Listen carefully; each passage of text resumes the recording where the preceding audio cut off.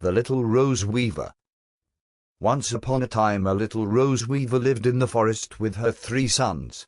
She had an enchanted spinning wheel by which she could weave roses. These roses were very special, and the richest of the country often came to her to buy the roses.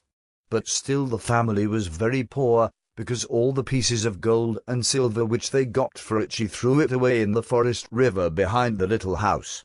In this river frog-like beasts lived who guarded an old gate. No one could ever cross the river, for anyone making an attempt got eaten by the frog-like beasts. The frog-like beasts had made known to the little rose weaver that she had to give them all her money, or else they would come to devour her and her sons. They ate the money. The old gate which they guarded would lead to a mysterious land which no one knew. Once in the many years a watchman, a ferryman, would come, who would come across the river with a boat to see if he could take someone behind the gate. When it was almost time the little rose weaver told it to her sons. She spoke that the watchman would come by moonlight. She took one of her sons, and said that if he would hear the sound of a zooming storm in the night, then he had to go outside with the enchanted spinning wheel, and he had to be covered by some of the roses, to say to the ferryman, "Take me, I am a man of dignity," and then he had to give him the enchanted spinning wheel as a gift. When it was time the first son went outside, after he had covered himself with several roses, and had taken the enchanted spinning wheel. The ferryman watched him and said, "Step in. You are indeed a man of dignity. I will take you to the mysterious land behind the old gate." The next morning the little rose weaver asked her 3 sons what had happened. The first son spoke. "He have indeed given the enchanted spinning wheel to the watchman, like you asked. When I came into the mysterious land, there was a field with enchanted flowers. But I couldn't come far. I fell asleep, and when I had awoken I was back in my own bed." The little rose weaver was very disappointed, and again several years passed by. She didn't have the enchanted spinning wheel any more. When the arrival of the ferryman came near again she took her second son apart, and spoke that when the ferryman would come he had to go with him. The second son did what was asked, and in the night by moonlight, when there was zooming like of a storm, the boy stood up and went outside. But the ferryman spoke, "But a man of dignity you are not. Where are the roses by which you had to cover yourself, and where is my present?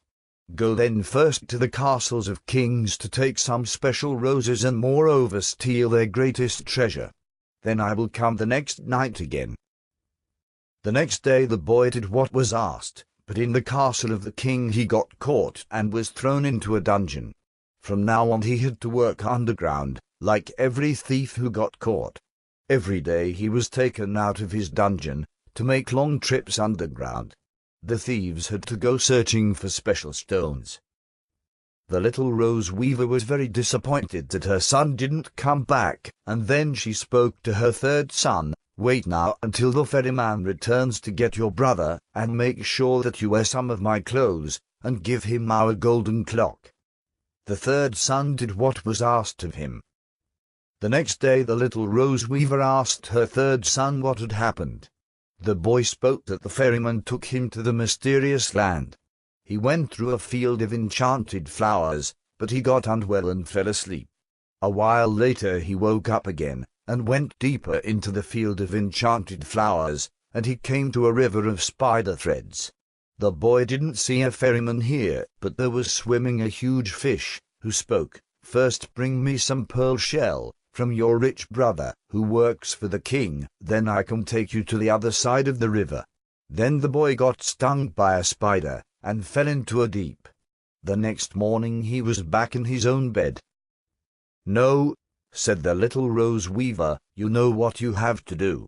Go to the castle of the king, and ask there for your brother, for some pearl shell." The boy did what was asked of him, and he left to go to the castle. When he came at his brother's dungeon he saw the most miraculous stones, and some pearl shell. His brother wasn't there, for he had to work underground. The boy took one stone with him, for the ferryman, and some pearl shell for the fish, and left again to go home. But the ferryman didn't come anymore. They had to wait until he would come again after several years. The little rose weaver was deeply disappointed, and also the boy. But there was no other choice than just to wait. But on a night the boy woke up from splashing sounds. The boy stood up and went outside. There at the river he saw the fish of the spider threads river. "Have you found the pearl shell?" the fish asked. The boy nodded happy, and ran inside to get the pearl shell. The fish took him across the river to the old gate. Now the boy had to carry the fish to the spider threads river. Fortunately the boy didn't fall asleep. Then the fish took the boy across the spider threads river.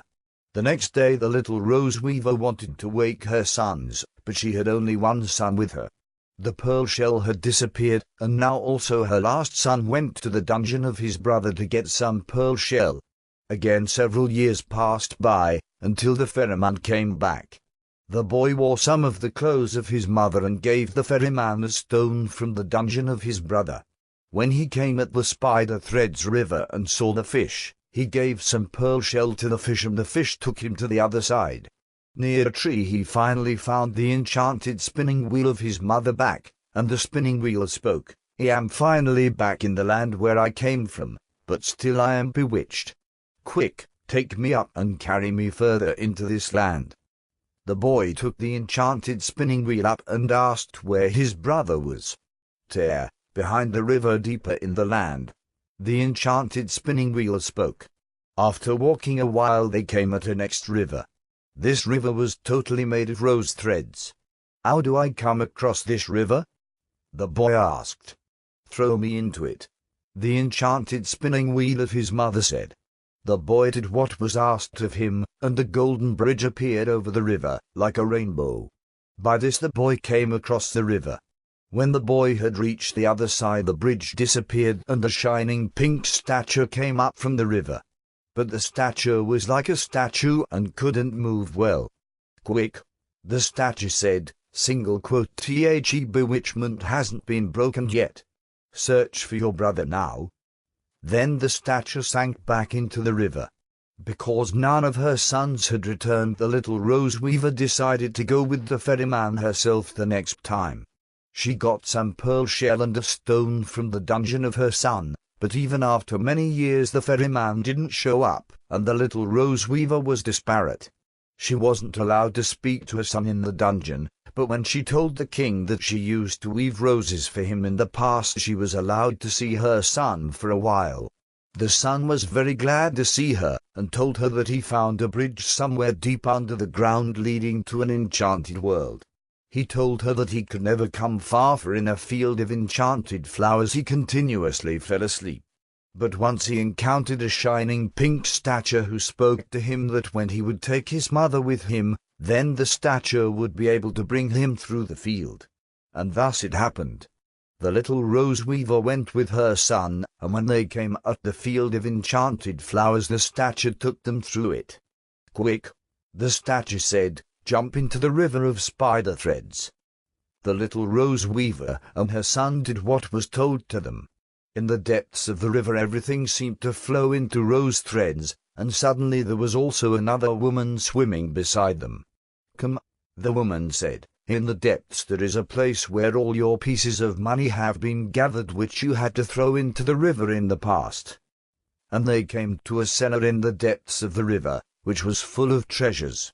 Here the little rose weaver also found her other sons back, and they lived in riches for the rest of their lives.